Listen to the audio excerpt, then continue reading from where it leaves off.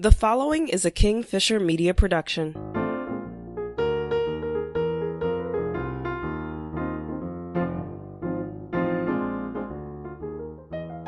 Last time, we had our eyes open to new ways of looking at things that we thought we had a decent handle on. This half of the conversation continues that trend. Without any further delay, here's the second half of our conversation with the amazingly insightful Prateek Mehra.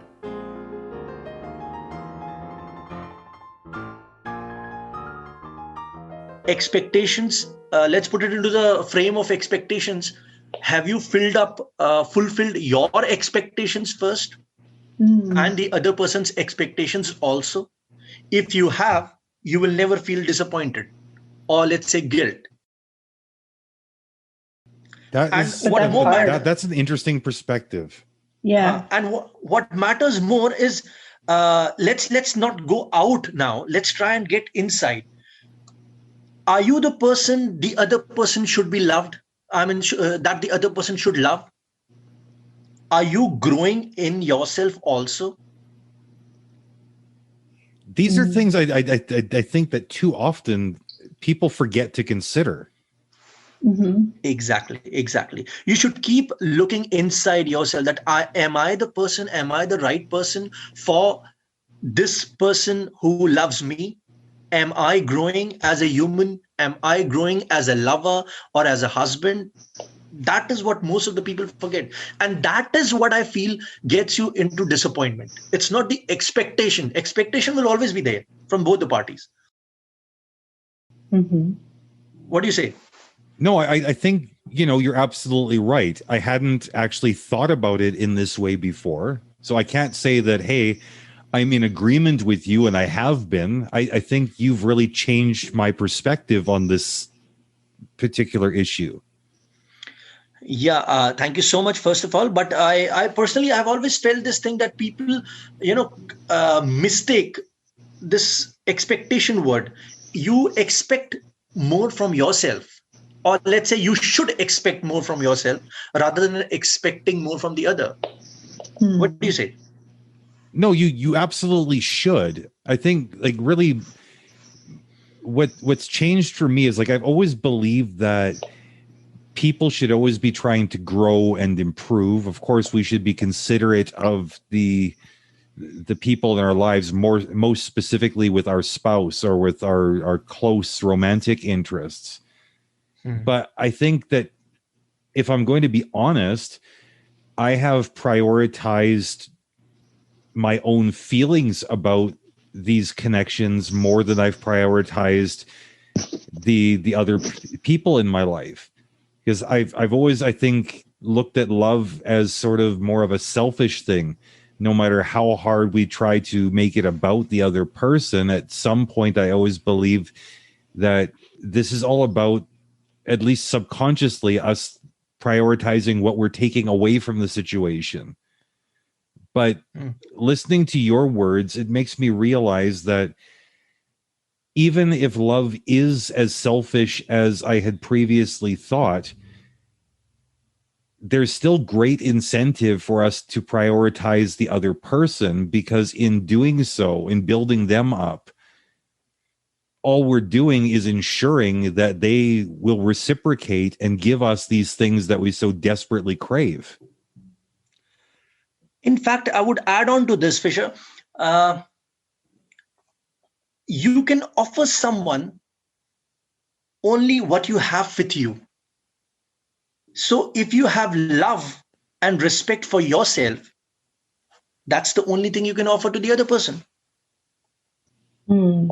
I found that to be very, very true. I found it very difficult for me to love somebody else if that love was absent for myself.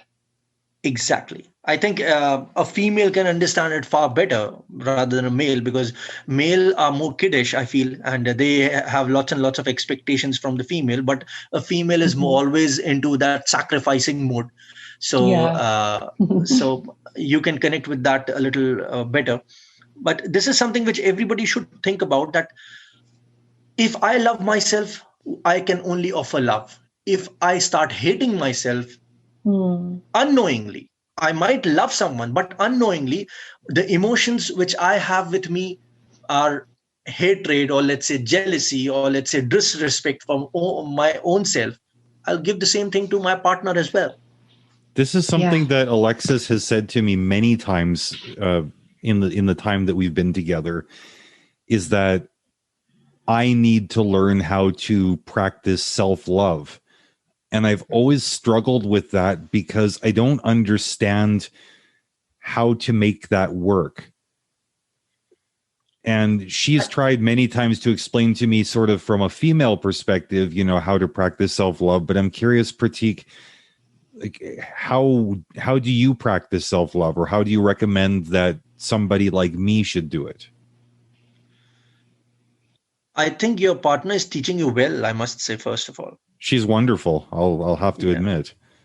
Yeah.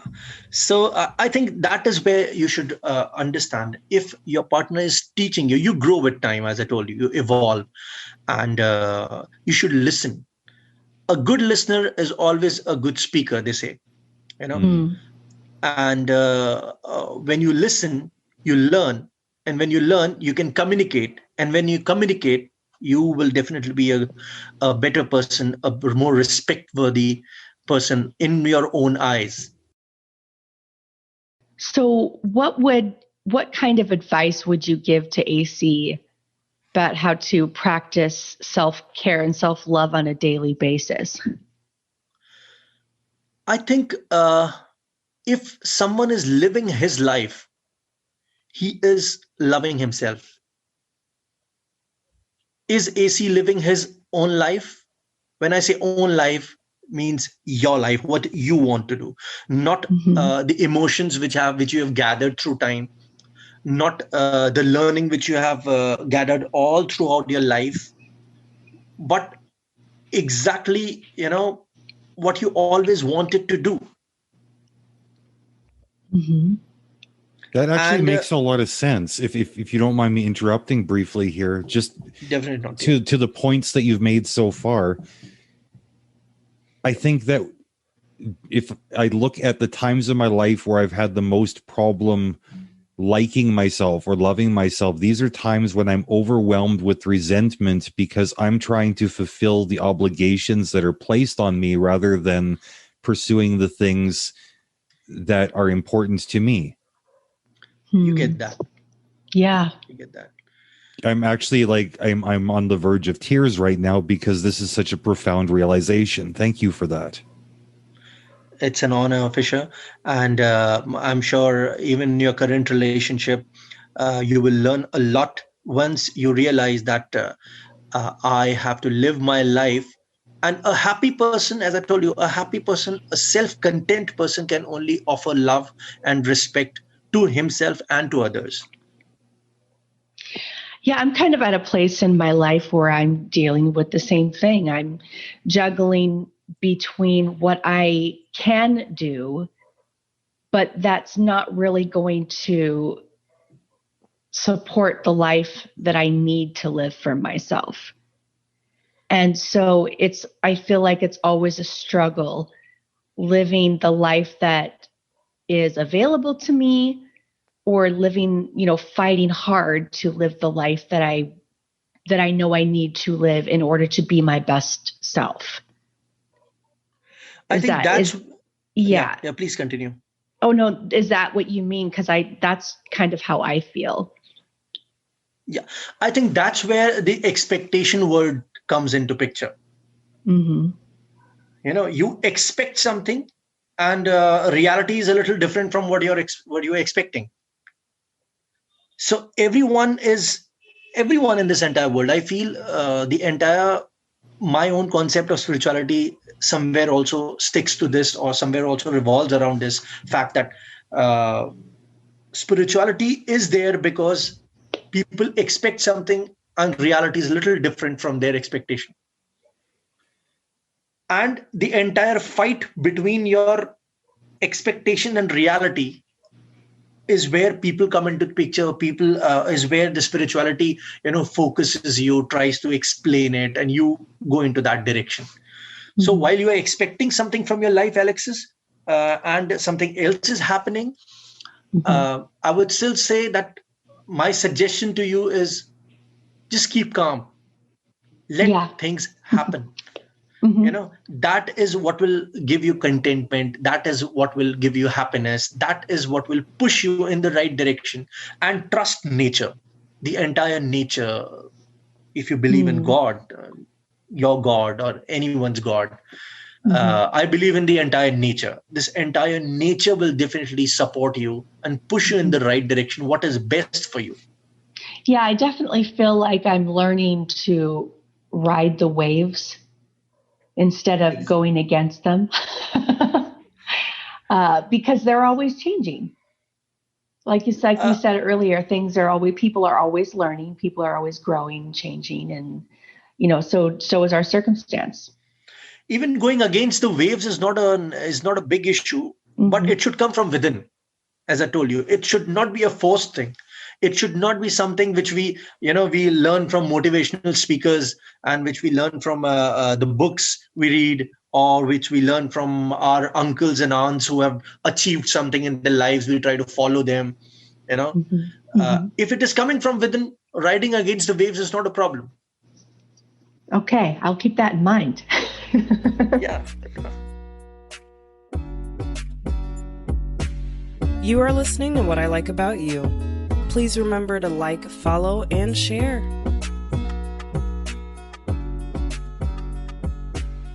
No, I was thinking about the last person we spoke to for this show, a very wise young man, actually. And his name is Alexander Demarais. And what he had said was, I guess, somehow related to this. But he was saying, when things are bad, we shouldn't be concerned about waiting for things to get better. We should just focus on the fact that things will get different one way or another. They don't have to get better. It just, if things change directions a little bit or the situation changes slightly, at least, it's somehow more bearable. We need to just, I guess, I can't remember how exactly he phrased it, but what I took from it was just learning how to surrender ourselves to the process. I think everything's temporary, It has to change. Every moment is temporary. It will change. And this trust that it will change takes you, or let's say pushes you a little closer to your change. No, when you say that, the picture that comes to mind is I remember when I was a young man, some friends and I, we went to go swim in the river. And when I was standing in the river, maybe with the water up to my waist or so, I could really feel the current. It took a lot of struggle just to stand still in that one spot. But when I laid down in the water and floated and just allowed myself to float, I was moving. I wasn't in control, but at the same time, I felt so free. I felt like I was enjoying a very beautiful experience. The river was taking me, I didn't know where exactly, but I was happy to be floating with it. I guess I don't understand why we can appreciate these moments in nature, but we don't typically want to enjoy these same kinds of phenomena in other areas of life. Absolutely. You said you felt happy, right? Yeah. That's it. That's the entire thing. That is what people are longing for. They spend their entire lives just to be happy. Just like Alexis is saying, she's expecting something because she feels that if this thing happens, she'll be happy, right? So you can be happy. What matters is happiness. If you can happy right at the moment, I think things will definitely, that's it. I think that's where it ends. Yeah, I think, that's something that comes up very frequently with my kids and I, that happiness isn't something that just happens when everything is right.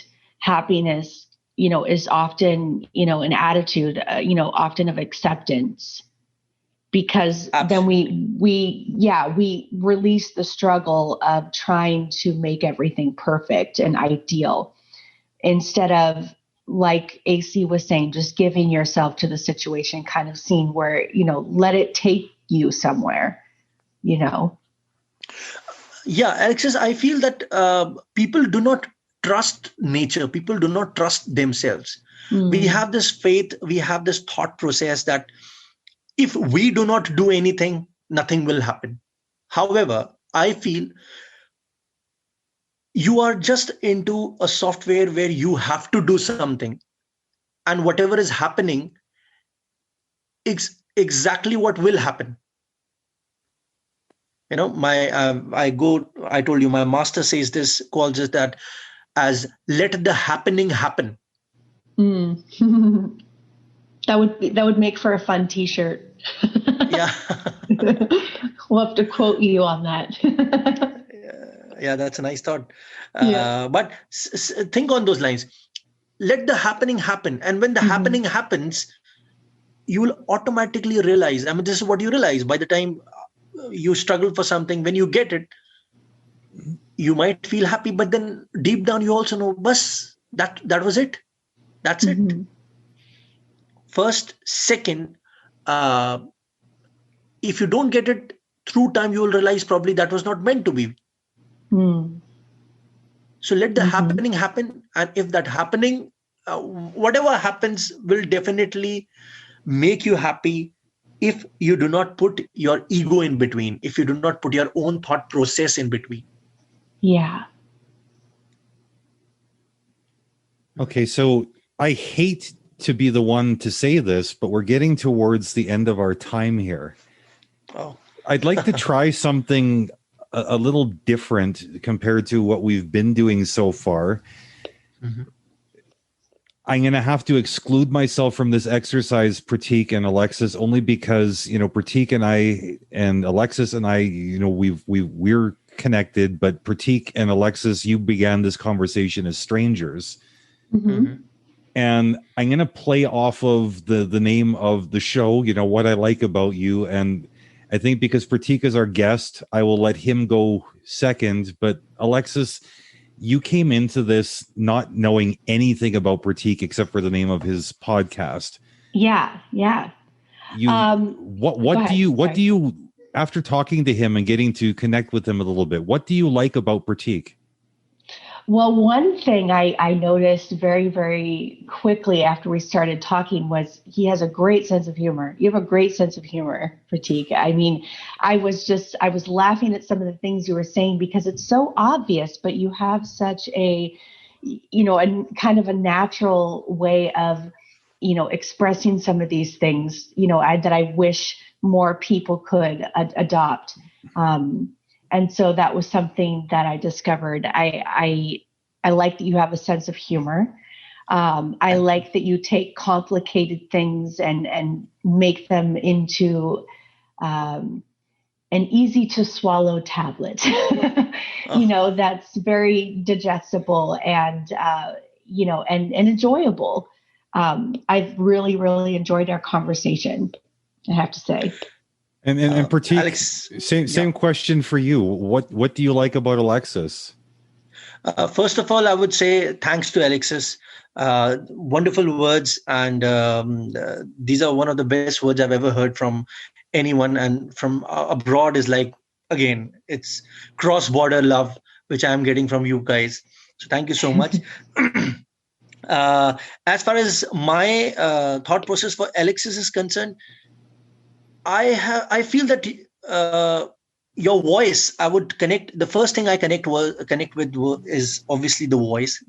The moment I heard her, the first thought that came into my mind was, you are a sorted woman. You are very clear in your mind about most of the things. However, you are saying that probably you are into some confusion these days, but I feel that deep down you are quite sorted. You know what to do. You know how to get things done. And you are more of, I won't say a leader, but I would definitely say that kind of someone people would look up to, or a teacher kind of thing. Not teacher is not the right word, but someone people would definitely would look up to. I'm sure AAC looks up to you in most of the things. Am I right? Yes. See, I got that. Yeah. So, and apart from that, your level of understanding is obviously, being a female, I'm sure I always respect females, and I have this thought process that females understand a lot which is not said. So your level of understanding is definitely there. Uh, and at the same time, your words are also, your vocabulary of words is great. Yeah, I tried to pay attention in school. I really, really appreciate that. That's very Thank you so much. observant. Thank you. Yeah, Thank you. thank you for your kind words. I kind of really like the whole concept of this show because, there, in other instances, I mean, what was the possibility of us connecting in any other sort of way? Podcasting has given me such a much broader way of connecting with people, and it's something that is very exciting to me. I'm really, really glad that we connected. Definitely. It's a pleasure. And like last time, as I told you, Fisher, when I started talking to Fisher, I didn't say this last time, but I would definitely tell him today that when I started talking to Fisher, I thought he is definitely an intelligent person, but I never thought that he was so deep inside. He's got so much of, so much of, I won't say emotions, but he's got a different world inside him. Mm-hmm. And when I started talking to him last time also, I told him, and I named my podcast episode as The Meaningful Interview with Fisher. This one has again turned out to be more meaningful. And this has again given me lots and lots of new things to think upon, ponder, and again think about Fisher day and night. I really appreciate all of that. And probably, I think if I start talking to him this way, someday I'll definitely fall in romance with him. I wouldn't doubt it. Okay, on that awkward note, Prateek, if somebody wants to find you, what's the best way for them to do that? Find you in what? Like if they wanted to find your work, your podcast. I think I'm there, and I upload my podcast through Anchor. So all the 6 platforms, including Apple, is there. So I would suggest and request and ask Fisher to promote my podcast again. Absolutely. And Alexis also to just say that. Absolutely. If you want to feel connected, if you want to listen and realize that how connected everything is with love and spirituality, listen to Habitually Spiritual. And yeah, to anybody who's listening, like, this guy is a really good person to listen to. I listened to a few of his episodes. I was extremely taken with his softness, his kindness, but also his deeply philosophical nature. You will not regret listening to Habitually Spiritual. We will include links in this week's show notes. And do yourself a favor. Listen to this guy. Yep.